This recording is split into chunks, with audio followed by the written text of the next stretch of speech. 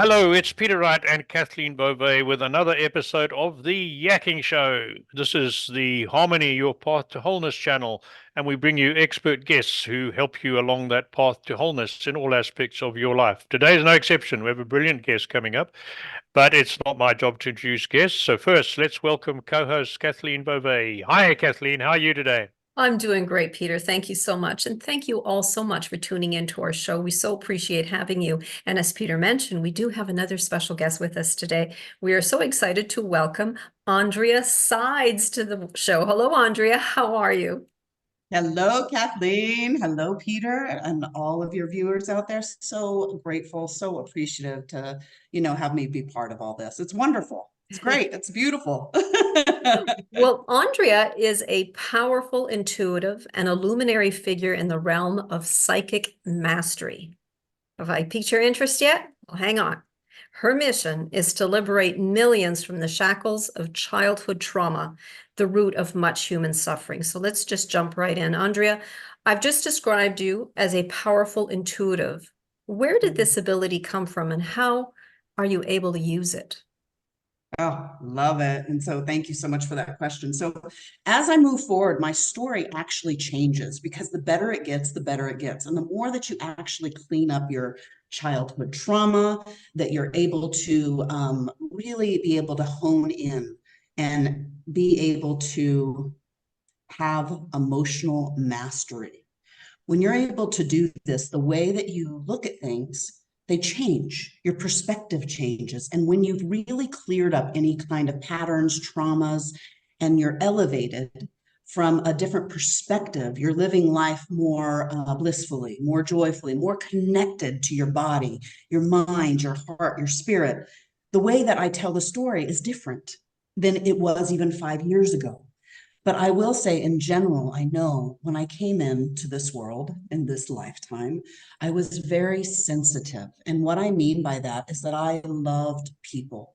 I love, like, even when I say it, I feel warmth in my heart. I had compassion for people. I could tell when someone needed a hug. I was always that kid that hugged the stranger, and the parents were going, "I'm not sure if she's supposed to do this. It's dangerous." And I could feel people. I knew who was dangerous and who was not, and so what happened is, as I'm going through life, I really wanted to.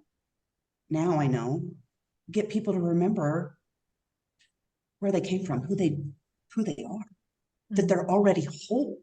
And all that stuff that's piled on and everything is just things that's part of our school here for distraction, so that we can learn how to focus back into our wholeness, into our wellness. And so this is what I was doing. Now you're a little kid, you're bumping along, and then you want to start people pleasing and you like people. And then pretty soon I started picking up emotions. And then, the classrooms of oh, Aundrea, be quiet, or no, you can't do that. Or, even if that doesn't feel well, just, suppress, stop. Or my parents, oh my gosh, I just can't handle her. She's so vibrant. She's always on fire. She's always wanting to do things and all these things. And pretty soon I just kind of felt squashed a little bit. And then I started feeling other people's emotions. And I would take this as, is there something wrong with me? Is there something going on? And I couldn't decipher anymore what was other people's BS and what was mine. And so what happened is that line became a little bit, more blurry and blurry, until then I'm processing. And I realized later in life, as I was able to develop again, come back into my center and develop these abilities to stay steadfast in my heart, in my center, with my spirit, and in my intuition, and trust my intuition again, that this was amazing for me, because I was processing everybody else's emotions, thinking they were mine, and taking responsibility. I think that they call that, ADD, codependent. I think I had a slew of all of them. You name it, you try it. I tried it. So, through this experience of life. And so it turned me into a powerhouse of a person. That what happens is as I was navigating my own mind, my emotions, understanding how things get held in the body and cause dis-ease from the spiritual world, from the emotional, mental, into the physical body. Mm-hmm. This is true. this, I know, I don't have to guess if it's true. I know that it's true because I was able to see this bead of where, you know, how I felt, where it started, how I held it in, how I was suppressed. And what happened is now I'm in my teenage years and I'm going, okay, this doesn't feel right. I'm going to start acting out. And I used to try to get help from people and doing all these things. And I'm like, you know what? If nobody's going to listen, then screw everybody. Okay, I'm going to, you know, I'm going to sneak out. I'm going to, you know, try drugs and alcohol. You know, I'm going to go out with boys and parties. And, you know, I needed a sense of freedom. I needed freedom from this, these chains that society that I knew that was not, that did not match with who I was and my soul. I just knew it. And, you know, I would get even in trouble for things when I was younger. I never went to jail or anything like that, close a couple times, but I even got in trouble. Well, it was usually for other people. Like I would take stuff on and I would like, you know, so anyways, I would get in trouble at school and with teachers and with, you know, parents and neighbors for things that I didn't even do. So basically you're saying it's something that you always had and you've always been able to harness it, and therefore you've always been able to somehow use it to help somebody. Right. Well, and the reason I tell this story is because I'm very intuitive of who your listeners are even. So as we're going forward, there's somebody that needs to hear this about their child or about who they are. Maybe it's a teenager, somebody in their 20s that's rebellious and they're wondering, where is this coming from? Am I bad? Am I not just fitting in? You know, or that they're, you know, they're going through some real depression, and depression is keeping ourselves depressed in our spirit, in our heart, that where it doesn't feel like it matches the outside. And then we just have to get to a point of where we can clear that and start trusting our insides, peel back those layers that have been taught to us so that we can get into that 0 point field, that energy, the discovery and the strength and love that you can show compassion to yourself first. And even with the coldest and controlling hearts, that you know that you have the power to never sway, or your emotions will not be affected by the outside world because you trust yourself so much.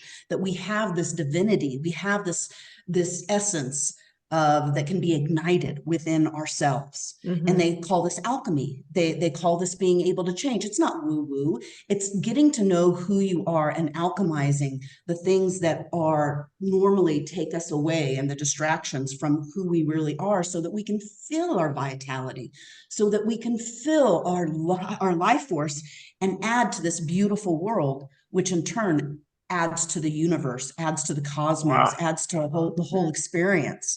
So it just, the deeper it goes and the deeper it goes, it's amazing. Right. So, Okay. Wow. There's lots in there that you've been telling us, but I was looking at your website, couple of things I picked up from your website, and I'm a sort of very down to earth guy that, I'll be quite honest, I thought a lot of the psychic stuff was too woo woo for me. You know, Kathleen's put me straight on a lot of stuff and opened my mind, and I've come to tolerate people who go to the jungle and take mind bending drugs. I always thought that was a bit strange before, but she set me right on that. Excuse me. So here's a question for you. How is it possible for someone to rewire their nervous system, which is what you talk about on your website? yeah. So there's a couple. So through breath. So the breath connects the spirit and actually our life force to our body. It also brings awareness. Also, I offer meditations that actually build nervous system, nerve endings. And also what happens is that you become more sensitive. Now, there's a couple ways to look at this, Peter. So when the nervous system, right, you think about what the nerves do, and then immediately a lot of the time, so generally what the public or just in general, the nervous system, and people might connect that to the emotions of feeling anxious, nervous, stress, all of these different things. So being able to control the nervous system is being able to be aware of our emotions and learning emotional mastery. That's another way of being able to look at it. But also a lot of people, what needs to happen is that you have to actually start becoming aware of the physical body, your breath, your heart, then the mind. Mm-hmm. So being able to actually be able to open the heart to the mind. So that means when you get thoughts and things like this that are happening, which are caused by emotions or responses or reactions from the nervous system, the stimuli that is around our body that's already on the outside world, what happens is our nervous system starts to go into overdrive when we are pulling and we're looking for the answers outside of us. Mm-hmm. So what happens is through the breath, becoming aware of your present state, opening your heart so that you can swallow up almost your thoughts and be able to feel a warmth within the heart. Okay. And so being able to do all this. So I think I answered your question about 5 Yes. or 6 different areas. And because I really, because I listen to the divine. So it's not just it's for you guys, but it's also everybody that's tuning in here. I Mhm. want to touch on these little things so people can open up and say, oh, that's how I can do it. Oh, that makes sense. Oh my gosh. So anyways. So Okay. No, thank you. Very good. how do you guide someone to help them obliterate the self-sabotaging thoughts and the beliefs that hold them back? So very good, very good. So breath being, so it comes down to so simple because we are distracted. This is just for the everyday Joe Blow or people or whatever, right? So bringing in the breath actually brings the soul, awareness of the soul or the spirit, gives us life. And if you don't want to go woo-woo, or people think that the soul or spirit is woo-woo, which is, so being able to take a breath gives us life, right? If we can't breathe, nothing happens. We're gone. We don't have breath, we're done. And we can go without light, we can go off food for a while or whatever, but breath, boom. So bringing in the life, bringing in your life force and being able to be aware of where you are, being able to be aware of your thoughts, asking yourself really good questions. Is this thought mine or someone else's? Oh man, I can't stop. I don't know how anybody listens to their heart or their soul. And there's so many distractions and I don't even know what to do. And now I'm, so anxious that I don't even know what to do. And now I'm just going to go to work and I'm going to just let my whole life be run. And then pretty soon you're just bleeding out your life force to everything else that's instead of powering up. So it's like, okay, you fall asleep, you go to bed, and then your batteries are by the end of the day. That's why people, that they're out, instead of being able to have a wonderful, powerful day of being breath work, conscious of the way that you feel, know what is yours, and know what other people's. Asking yourself, is this my thought? Is this how I feel? Or is this somebody else's thought? Or is this how somebody else feels? Am I driven by my own desires and wants? And do I really know what those are? Or is everybody else expecting, am I sacrificing? Am I doing all of these things? And how do I get to know myself better? Through breath, between the breath, feeling your heart. And I don't mean just the heart of listening to your heartbeat really brings a lot of the noise from the head down to the heart. Okay. And then asking questions. Can I open my heart with this breath up to my mind? May I find these thoughts? What kind of thoughts am I having? Am I victimhood, blaming, gossip, distraction?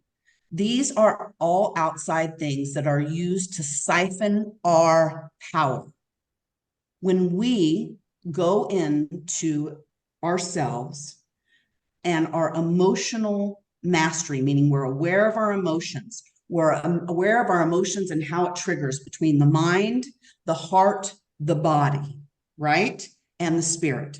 So when we're aligned with the spirit and we're aligned to synchronicities happen, when we have wholeness, when we know that our heart is talking with our mind, these are all things where synchronistic things happen. Things start working out for us. We're a little bit more joyful. We don't have to get rid of all the layers that we've been taught. This is why I'm talking about being able to get rid of a lot of the childhood trauma and the stories that we tell ourselves, right? Mm-hmm. This is really important. But for people, and just a short thing of what you're saying, my dear, this people really, it's this simple. People are not even aware of their breath. They're not even aware that their mind is firing and wiring in ways that control their whole experiences, which is plugged in to TV, that it's plugged into, distractions or work or sacrifice or things with our family and all these other things. When all that it takes is about 10% of during the day to look inward and ask yourself questions about who you really are. How do you want to connect with people? What is my truth? Is my truth really my truth, or is my truth subjective to what everything else is going on around me? Or is it in harmony with other people's truth because I'm doing my life mission, soul purpose? I've tapped into those type of things. So it's so interesting, Peter, too, when you came on like the woo-woo stuff. For me, because I've been doing this so long, for me, I put my heart right in the center, right in front. And I think that it is more crazy and woo-woo that people are ping-ponged in life in different places and experiences that a lot of time do not match who they are. Because if you are not aligned emotionally, you're not incredibly aware of your spiritual nature, you're not doing energetic hygiene, you're not doing the physical push-ups and things to be able to take care of yourself, everybody else will hijack and use your emotions for their benefit. Right. Okay. TV does that. Yeah. Oh, no, anything, if you're I agree. That's why I watch very little TV. I want to pick up on childhood trauma. Now, as you can see, and as the audience can see, I'm an old boomer.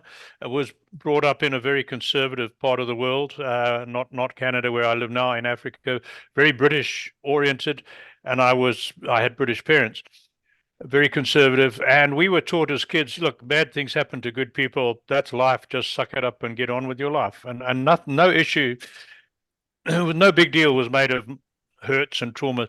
And then I jump fast forward to about 20 years ago, maybe 30 years ago. There was a number of cases where counselors convinced young women they'd been abused by their fathers, and many fathers went to jail. And 5 or 10 years later, a lot of that was proven to be totally incorrect, and that the suggestion was put into these women's minds. Now, I'm not saying there's not cases of abuse. I recognize that, and it's terrible. I'm not knocking it. But I suspect, and I think a few other people suspect, that some therapists and counselors see exaggerating the effects of childhood trauma as a huge money-making opportunity and a good business model. Am I on the right track, or do you think that I is love totally it. incorrect? No, Peter, it's amazing. What a great perspective on integrity. And here's the thing, it's just like with business, whether you're with business or somebody that's been doing the spiritual work or somebody that's gone in very deeply, they're only as good as where you're at. All right. You're only as good as where you're at. So I get the integrity. So how are you? So how are these people projecting? How are these people? Are these people telling them that they have childhood, traumas, problems? Are they intuiting and telling them a story and bringing them back, between, the 0 and 7 years old? Are they just picking things out of the sky or memories? And is it their memories or somebody else's? So this is absolutely true. And so it's not very far. So I've seen this a lot, and I've gone through my own journey with all of this. But the more and more that what I can say is the more that integritous that you are, the more that you are able to approach one another or a client or a person with like a stone, cold heart. And that does not, this all go together. That does not affect my well-being. I am at the point interiorly where I decide how I think, I feel, and how I act in my life, right? So these people that are looking, or somehow they make, I would ask, how did they make that connection with that practitioner? What are they seeking?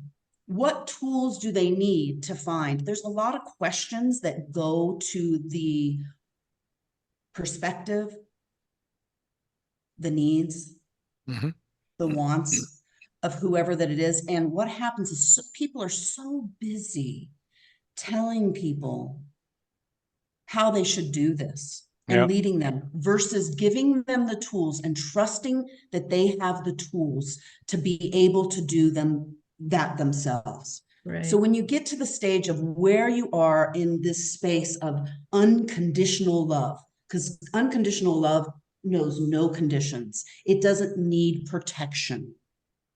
So you are be able to emanate your own frequency. And now we're just coming back to me where I'm at, of love, so that other people can be. So I am one of the world's greatest mirrors.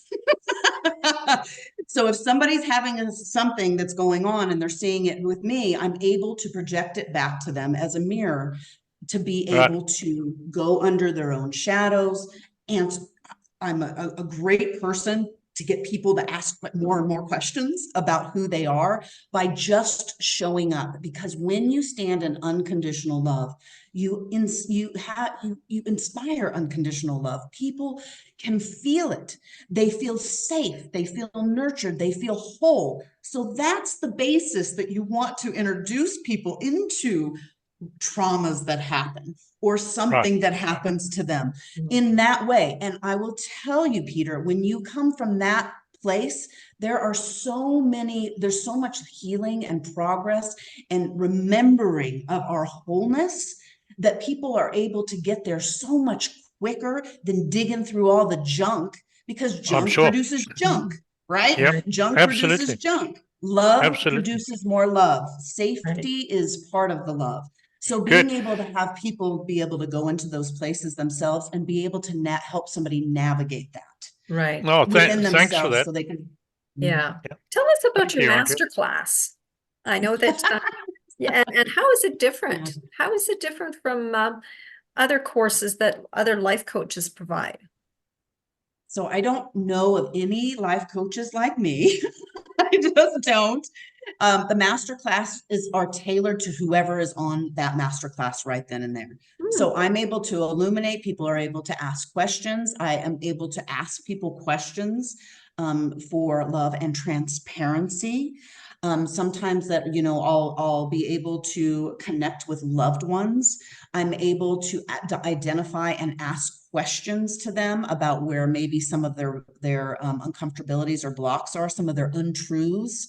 I'm able to navigate and be able to get people to question their belief systems, which are belief systems are just, most of the time they're just BS a lot of the time too. When we're not able to move forward or be able to have a fulfilled life, we might have belief systems that we're very, that we believe, but they're keeping us from 20 other things that are in front of us that could lead us to a much more whole and enriched life. So I do that with people. I had a lady come on last time, and it was two ladies, and this lady had just lost her daughter. And I usually don't channel like I do. And she was right there. I was like, Kathleen, I was like, oh my gosh, here she is. And I said, okay, I've never channeled somebody like this before, so close to after their death. I want to ask you a question. Is this and this and this her character traits? And did she have blonde hair, blue eyes, and did she pass away at 22? And I just opened up and she goes, oh, what? Okay, so do you have a message, to being able to have a message? And it was just I was able to come into the lady's heart, open the heart of the lady to where she felt safe, that she knew that her daughter was there watching, not just watching over her, but being able to assist her in elevating her through her grief.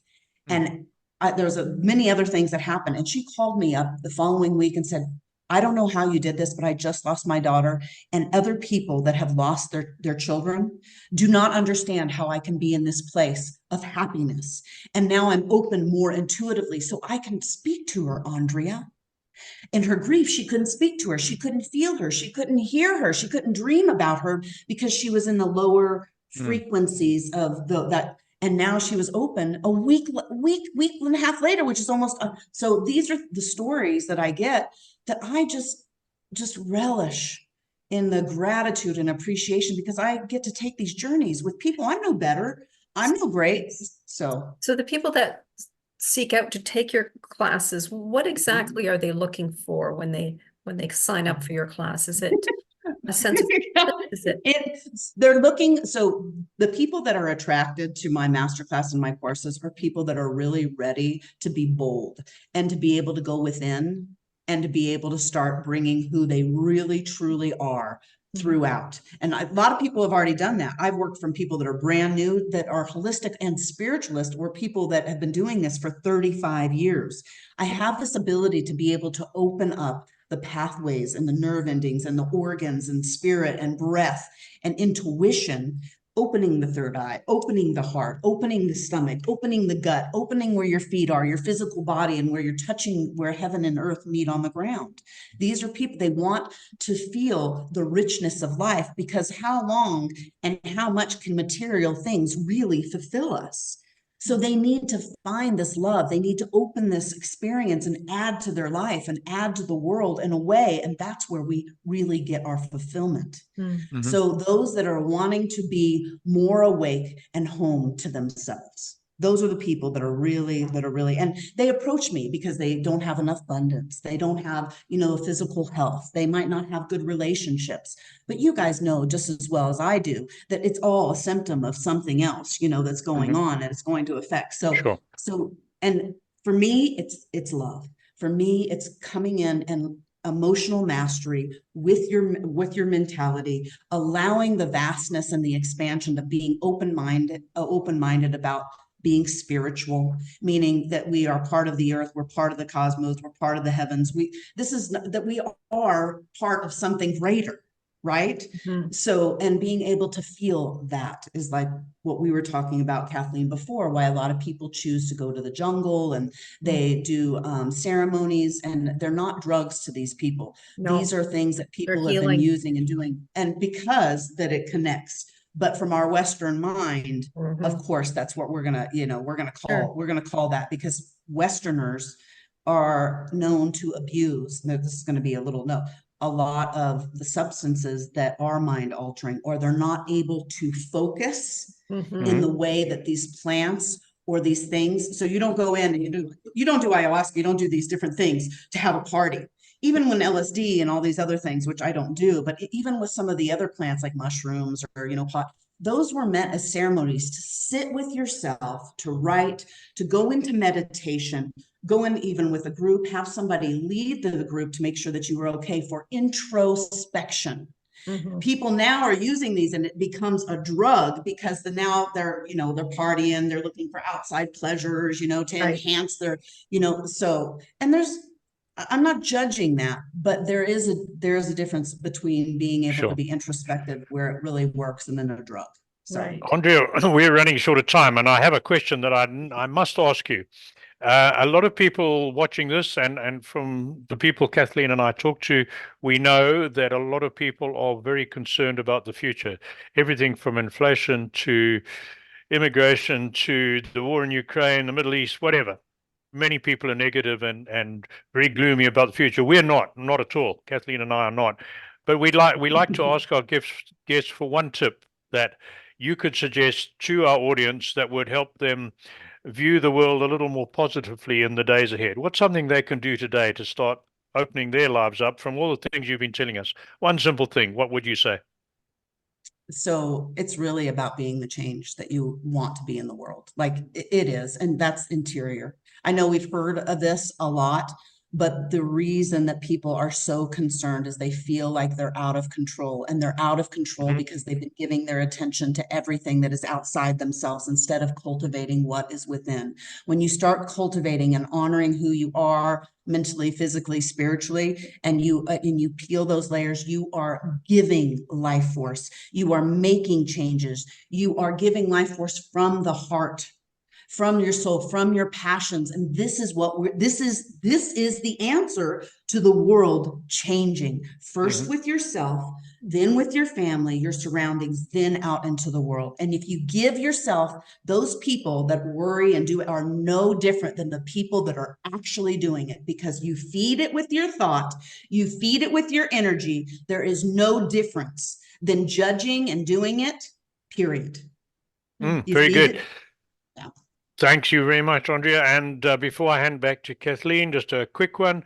For our audience, you've seen another brilliant guest today. To make sure you don't miss out on our future guests, hop onto our website, theyakkingshow.com, and sign up for our newsletter. We just send you one email a week telling you who's on this week, who's coming next week.